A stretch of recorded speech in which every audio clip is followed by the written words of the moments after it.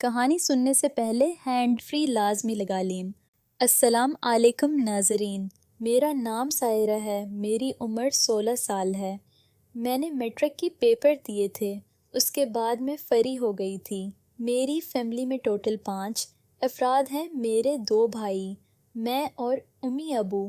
ابو تھوڑا بیمار رہتے تھے، اس لیے ابو کام پر نہیں جاتے تھے۔ امی بھی ابو کا خیال رکھتی تھی۔ میرے دونوں بھائی کام پر جاتے تھے۔ ایک بھائی آٹو الیکٹریشین کا کام سیکھ رہا تھا اور دوسرے بھائی کا اخبار کا کام تھا۔ میرے دونوں بھائی اچھا کم آتے تھے، اس لیے ابو کو کام کرنے کی ضرورت بھی نہیں تھی اور ابو کی عمر تقریباً 66 سال کے قریب ہو گئی تھی، اس لیے ڈاکٹر نے ابو کو ریسٹ کرنے کا کہا تھا۔ ہماری رہائش سہوال کی ہے۔ میرے ٹرک کی پیپر دینے کے بعد میں اکثر گھر میں باہر ہوتی رہتی تھی، اس لیے میں نے امی کو کہتا تھا کہ مجھے خالوں کے پاس چھوڑ آئیں۔ میرے خالو سرگودا میں رہتے تھے۔ میرے ابو کی 2 بہنیں تھیں، ایک بہن لاہور میں رہتی تھی اور ایک بہن سرگودا میں رہتی تھی۔ میری خالہ کہ میرے سے بہت پیار کرتی تھیں اور خالو بھی میرا بہت خیال رکھتے تھے۔ وہ اکثر میرے سے فون پر بات کرتے تھے اور جب خالہ اور خالو ہمارے پاس آتے تھے تو میرے لیے کافی کفتس وغیرہ لے کر آتے تھے، اور خالو اکثر امی ابو سے کہتے رہتے تھے کہ سائرہ کو ہمارے پاس بھی بھیجو، کیونکہ خالہ اور خالو کی کوئی اولاد نہیں تھی۔ ان کی شادی کو 10 سال ہو گئے تھے اور وہ بچوں کو بہت پسند کرتے تھے۔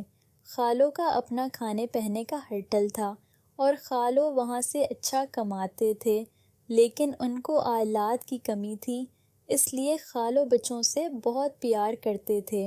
خالو کی عمر تقریباً 23 سال تھی اور خالہ کی عمر تقریباً 23 سال تھی۔ خالہ دکھنے میں کافی خوبصورت تھی اور خالو کا بھی کوئی جواب نہیں تھا۔ خالو بھی بہت ہینڈسم اور خوبصورت نوجوان تھے۔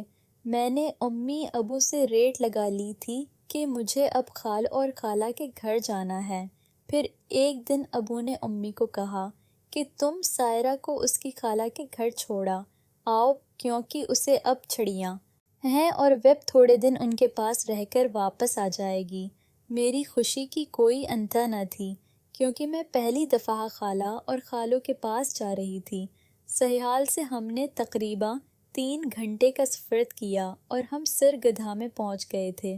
ہم نے پہلے ہی خالہ اور خالو کو فون کر کے بتا دیا تھا کہ ہم آپ کے ہاں آ رہے ہیں، اس لیے خالہ اور خالو نے کافی اچھے کھانے بنایا تھے اور ہمارا بہت اچھا استقبال کیا تھا۔ امی خالہ اور خالو کے پاس ایک رات رکیں اور واپس آ گئی تھی اور میں ان کے پاس رک گئی تھی۔ شام کے وقت خالو ہمیں بازار لے کر گئے اور وہاں سے گفٹ اور کھانے وغیرہ کھائے اور آئس کریم وغیرہ کھا کر واپس آ گئے تھے۔ خالہ اور خالو کا کمرہ الگ تھا اور میرا کمرہ الگ تھا۔ خالہ چائے کے سجانے کے بعد خالو میرے کمرے میں آئے اور میرے ساتھ بیٹھ کر چائے پینے لگے۔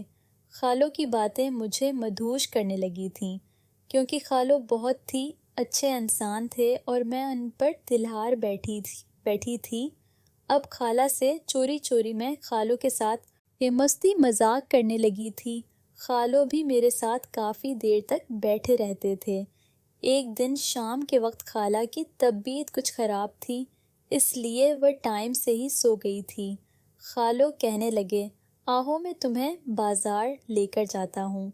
خالو مجھے بازار لے کر گئے اور وہاں پر ہم نے کھانا کھایا۔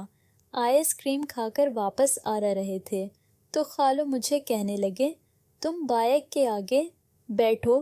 مجھے بھی خالو کی بائیک کے آگے بیٹھنے کا شوق تھا۔ میں خالو کی بائیک کی آگے بیٹھ گئی تو خالو کا مجھے چبھنے لگا تھا اور مجھے اچھا لگ رہا تھا۔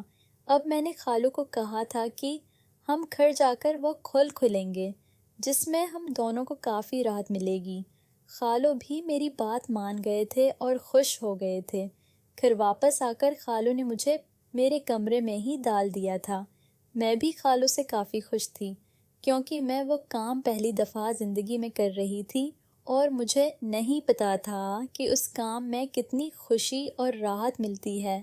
اب میں تو خالہ سے چوری چوری خالوں سے محبتیں جتاتی تھی۔ یہ اور خالو مجھے وادیوں کی سیر کرواتے تھے، جن وادیوں کی سیر میں نے کبھی نہیں کی تھی، اور میں ان وادیوں میں کھو جاتی تھی کیونکہ ان وادیوں میں بہت سکون تھا۔ خالو مجھے میڈیسن بھی لا کر دیتے تھے تاکہ میں امید سے نہ ہو جاؤں اور امی ابو کو پتہ چل جائے۔ پھر کچھ دن میں خالہ اور خالو کے پاس رہی تھی اور واپس گھر آ گئی تھی، لیکن مجھے خالو کی یاد بہت ستاتی تھی۔ ناظرین، اگر آپ کو یہ کہانی پسند آئی ہو تو ویڈیو کو لائک کر دیں۔ شکریہ۔